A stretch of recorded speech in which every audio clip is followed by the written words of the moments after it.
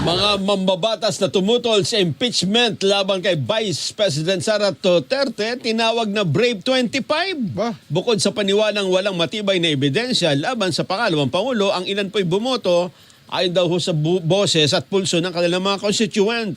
Balita, Eden Santos. Mr. Speaker, I vote no. This representation votes no. My vote is no. My vote is no. Mr. Speaker, I vote no and I will explain my vote. Brave 25. Yan ang tawag sa mga kongresistang tumutol sa impeachment laban kay Vice President Sara Duterte. Maliit ang bilang kumpara sa 257 na bumoto ng yes. Pero sila ang tumatak sa taong bayan. Yes, matapang din po sila at may panindigan sila na kaya nila ipagtanggol ang kanilang kapwa na ang taong bayan. Saludo kami sa inyo yung mga nagtatanggol sa tama. Natutuwa kami sa kinalalabasan ng mga batang kongresman ngayon. Sila ang lumalaban. Sila pa ang mulat kaysa matatandang mga politiko na trapo. Wala nang kwenta na ibuto pa ng taong bayan. Ang bubuto natin ngayon yung mga bata na bago pa lang sa politika kasi sila ang tunay na tutulong sa bayan natin at makahon. Kagaya kay Sara Duterte, iboto natin yan. Opo, mga matatapang yan. Paano yun nasabing matatapang sila, sir? Kasi wala silang kinatatakutan. Basta yung katotohanan ibunyag. Opo, matatapang po sila. Bakit, sir? Bakit yun nasabing matapang sila? Hindi nalintana yung walang budget kapag bumoto sila ng no.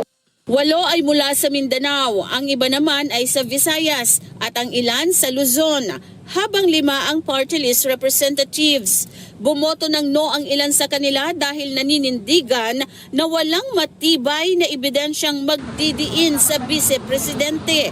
Questionable rin anilang pagkalap sa mga dokumento at itinuturing na polluted witness ang mga testigo.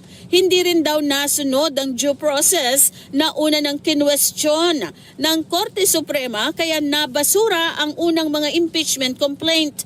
Boses at pulso ng kanilang mga constituent ang dahilan naman ng ilan sa mga kongresista. And yet, in the middle of this economic storm, Congress is being asked to devote its gravest constitutional power to an impeachment case built on complaints that remain constitutionally infirm, procedurally defective, and factually incomplete. I am responding to their call that there are other urgent priorities to address during this time of crisis. I have thoroughly consulted with our people, and this decision represents the overwhelming majority in my district. Hindi pa na itatransmit ng Kamara ang articles of impeachment laban kay Vice President Sara Duterte. Because of Bato's immunity as a senator, Inaarap ako doon sa baba ng mga NBI. Pasasabi ko agad dito. I don't know. Anong gusto nila? NBI umina! NBI umina!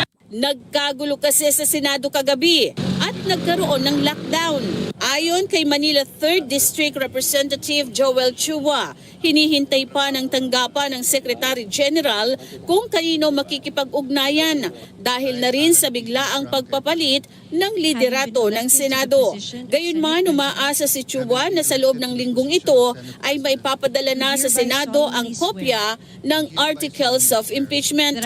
Umaasa rin ang kongresista na hindi makakaapekto sa impeachment ang pagbabago sa liderato ng Senado, gaya na rin ng pangako ni Senate President Alan Peter Cayetano.